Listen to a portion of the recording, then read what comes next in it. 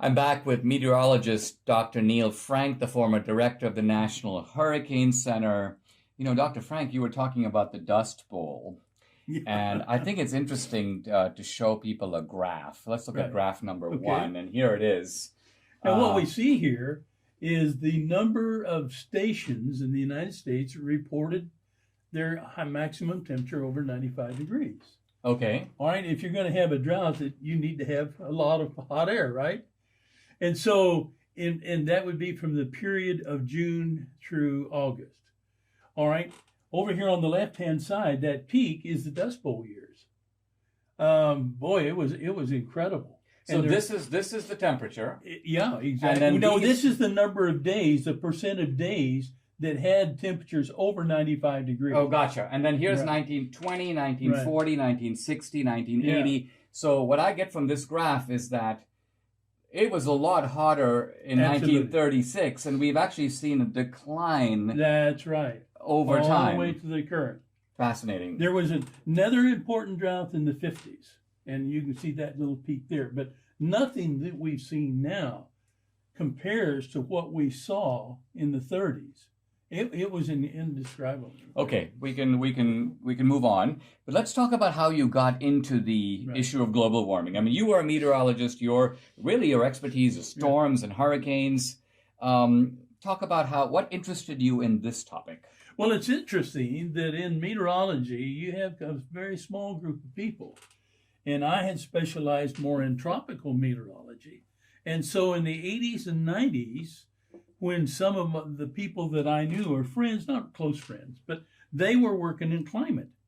And in the 80s and 90s, the carbon dioxide was increasing at the same time the Earth was increasing. And so they said, this may be carbon dioxide. This whole problem is being caused by carbon dioxide. I didn't dispute that. I recognized their expertise in climatology. And so I didn't. And strictly speaking, they were right, right? And I mean, they were when, right. when you look at James Hansen, some of his That's charts right. that show That's right. a rise of both CO2 and a That's rise right. of global temperature, Right. there was no reason to disbelieve any No, of that. But what absolutely happened not. in your life Right. that you began to go, I better take a closer look? Well, I had a good friend by the name of Dr. Bill Gray. Now, if some of you in the tropics recognize that this name, he was the first one that started forecasting the number of hurricanes that we have each season.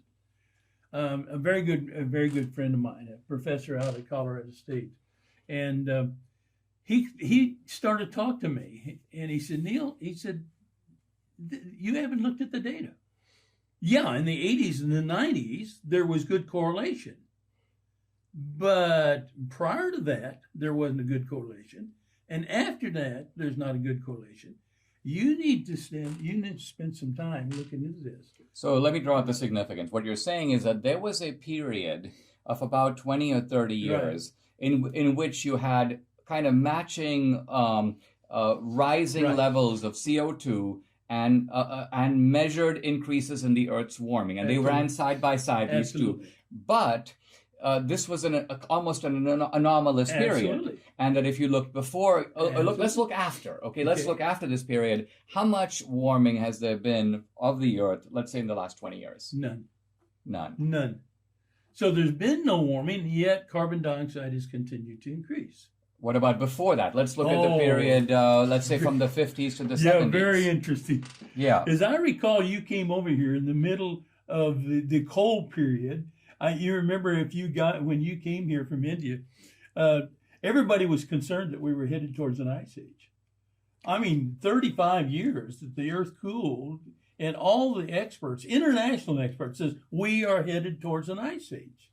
Now I have a book on my shelf. I didn't bring it with me, and it's called Global Cooling. That's right. Yeah, and it's written by a journalist, but Right. it's got blurbs on the back from world famous scientists, Absolutely. University of Wisconsin and Madison, all saying that it is a consensus That's right. of scientists That's that right. the Earth is cooling. It's getting cooler, not warmer, but cooler. And in fact, all kinds of ridiculous remedies. This book proposes things like, let's try to build a bridge across the Bering Strait, right? So you were there. You saw this I saw consensus, that, and yeah. and so you recognize that it seems to me what you're saying is that these things move in cycles. Absolutely. Let's look at graph number 2 so we can get a kind of big picture of the whole thing. Now this is graph You need to explain this graph. All right.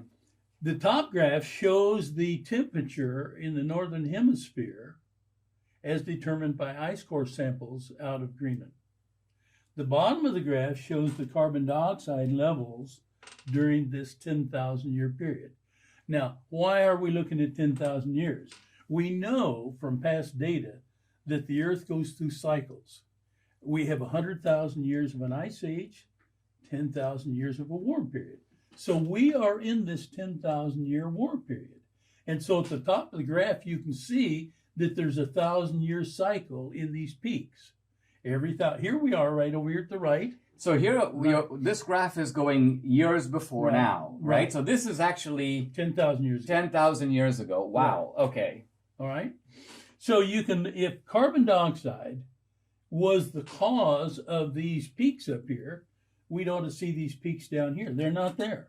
In other words, you're saying that the carbon dioxide levels would have to sort of match the movement of these graphs for this to be the cause of this. That's right. But in fact, what we see is carbon dioxide levels really, of course, not surprisingly, rising in the last couple of, 100 years, certainly, and rising over with mankind's time on the planet. But it doesn't match this at all. As a matter of fact, it's just the opposite. Look at this. 8,000 years ago, the northern hemisphere was probably 2 to 3 degrees warmer than it is today. Here we are over here to the right? Yes, exactly. Carbon dioxide levels at the early part of this 10,000 year were low, in the lower 200s. And then as the Earth cooled off, carbon dioxide levels rise.